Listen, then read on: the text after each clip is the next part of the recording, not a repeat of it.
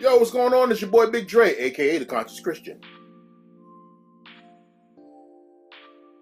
Pastors are usually found in every Protestant church. From senior pastor to youth pastor, and everything in between, pastors are all over the body of Christ. But is this biblical, or is it man-made? Let's look at the Bible on this. The word pastors only appear once in the New Testament. And because it appears 8 times in the Old Testament, many point to God's promise to the children of Israel through Jeremiah to give them pastors after his own heart. But according to the context, he was talking about governors or other governing officials to these people, not the top dog rulership that you see in churches today. In the New Testament, elders that had the ability to teach pastored or were something of a shepherd to the people. These were people that others could turn to for questions concerning Christ. I mean, this is no different from the old dude that was up the street that taught you how to put the right spin on the ball for your jump shot. They were also the ones to call on in the time of crisis. But notice this, when Paul used the word, he used the plural form of it. This means it was more than one elder that pastored in any given church community. There was no single person as the head of a congregation. So if elders throughout the New Testament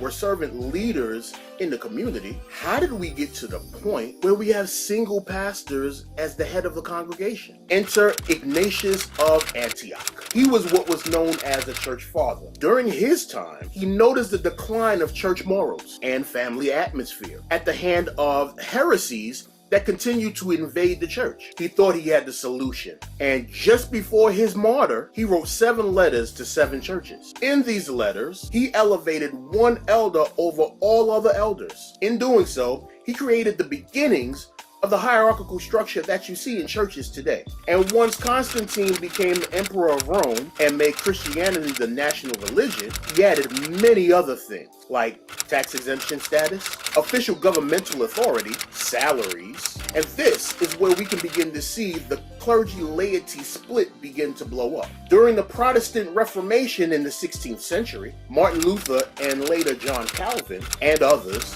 argued that the Roman Catholic Church had taken many liberties, and after breaking away from the Roman Catholic Church, sought to go back to what God originally intended. In doing so, many things that should have been restored never was. The hierarchical structure of the Catholic Church remained in place. In essence, the elevation of one elder to rule the congregation remained, but with one difference. The bishop over the congregation was changed to pastor. According to Frank Viola in his book, Pagan Christianity, Martin Luther, during the Reformation, didn't like the term priest to refer to ministers of the faith. He felt that because the word had been associated with pagan worship, it shouldn't be used. And so, he replaced it with pastor, which is interchangeable with other terms like preacher and minister. So, this is how pastors ended up in church houses throughout the world. It was never a biblical construct. It was born out of the mind of men after others changed what God ordained, the priesthood of all believers.